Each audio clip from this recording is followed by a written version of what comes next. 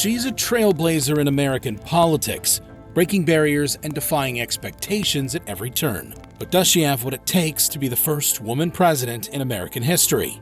No matter your politics, it's clear that Nikki Haley isn't your typical Republican presidential hopeful, but that's precisely what sets her apart.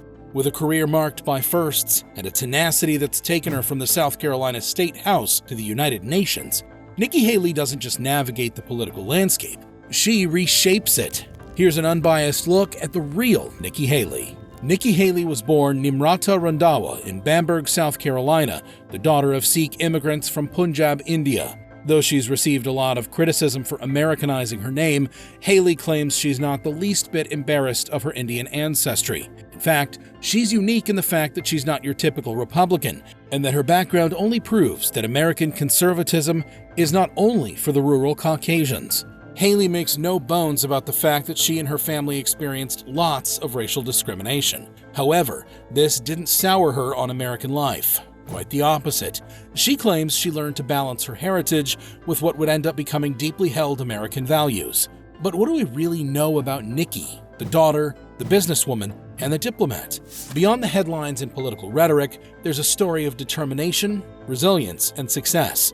Having just received the endorsement of the billionaire-backed Koch network, it might be a story that ends in the White House. Born in 1972, Nikki grew up in a setting that was uniquely American, yet deeply connected to her Indian roots. Her upbringing was a blend of Sikh traditions and Southern culture, shaping her into a person who could navigate diverse worlds with ease. She attended public school in South Carolina, where she developed an early interest in mathematics and business.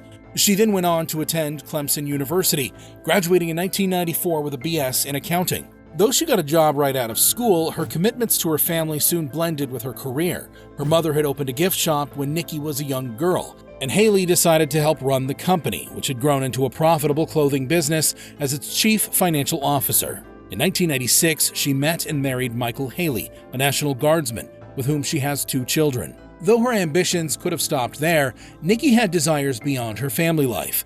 A long-term supporter of conservative causes, she felt it was only a matter of time before she threw her ring into the political arena.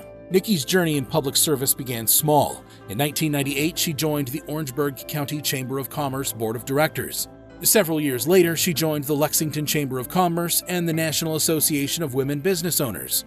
Interestingly enough, her inspiration to run for the South Carolina House of Representatives came from Hillary Clinton, who sits firmly on the other side of the political aisle. Nonetheless, it was a speech by Clinton about how more women should run for office that eventually convinced Haley to take the political plunge.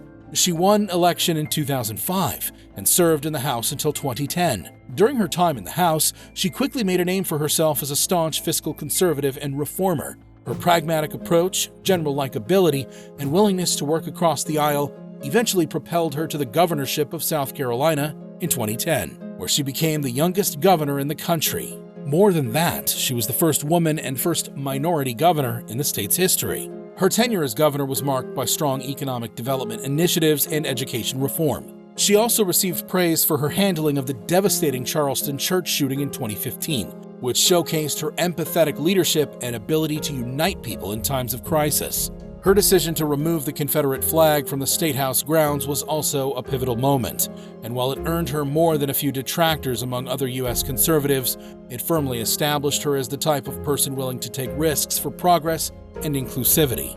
Despite her successes, it was Nikki Haley's appointment as the United States Ambassador to the United Nations in 2017 that truly marked her entry onto the global stage.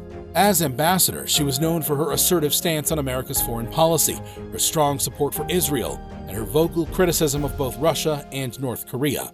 Despite being named by the highly divisive President Trump, only 3 Democrats voted against her nomination, again proving that there's something about Nikki that resonates with people, even those who don't share her political views.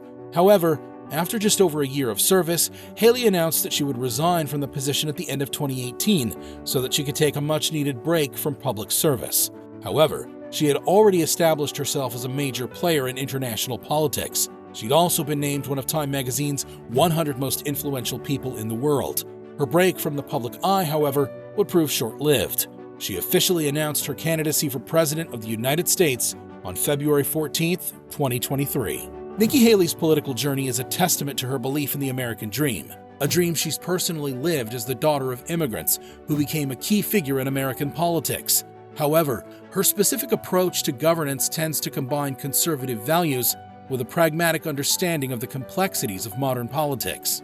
In many ways, she's far more forward-thinking and diversity-focused than her Republican opponents. She broke rank and criticized Trump for his response to January 6th, both before and after she became his direct rival for the presidency. She's also written several autobiographies, including Can't Is Not an Option, My American Story, and, with all due respect, Defending America with Grit and Grace, firmly cementing herself as an intellectual politician rather than a firebrand. In the end, Nikki Haley represents a blend of tradition and modernity, heritage and progressivism. Her story is not just about political ambition, but the embodiment of the American spirit in all its diversity and potential. Regardless of political affiliations, her impact on the American political landscape is undeniable and will continue to resonate in the years to come, regardless of whether she wins or loses in 2024.